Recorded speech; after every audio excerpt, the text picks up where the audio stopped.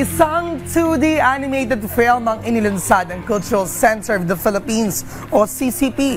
Ito ay ang pelikulang Ang Mahiwagang Bantay ng Bundok Arayat.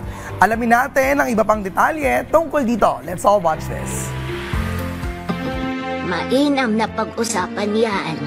Hala, pakinig kayo at may kwento ako. Nakakamangha, nakakaaliw na may malalim na mensahe. Ganyan mailalarawan ang antolohiya ng mga kwento ni Lola Basyang ni Severino Reyes. Kaya naman, hango dito ang isang 2D animated film na inilunsad ng Cultural Center of the Philippines, Ang Mahiwagang Bantay ng Bundok Arayat, na muling isinalaysay ni Dr. Christine Belian-Ang. Ang pangunahing layunin nito ay upang magamit ang animasyon at ang pelikulang ito para maging gabay at gamit sa pagtuturo ng mga mag-aaral natin, lalong-lalo na tungkol sa sining at kultura, mga kaugalian nating mga Pilipino. Ang kwento ng Mahiwagang Bantay ng Bundok Arayat ay nagpapakita ng malalim na misteryo ng pagkaingkanto sa kabundukan, kung saan ito ay kapupulutan ng aral.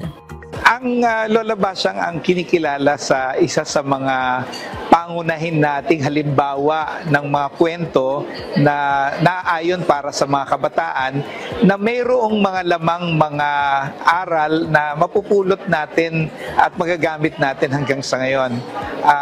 Ang talagang may likha ng Lola Basyang ay ang manunulat na si Severino Reyes, at sa loob ng halos 100 taon na ay tinuturing ito na mahalagang bahagi ng ating panitikan. Ang nasabing 2D animation ay ang kauna-unahang proyekto ng CCP na animation mula sa koleksyon ng kwento ni Lola Basyang na 2 taong pinaghandaan. Layuning ipalaganap ito sa mga guro para maging instrumento sa pagtuturo ng mayamang kultura at kasaysayan ng bansa.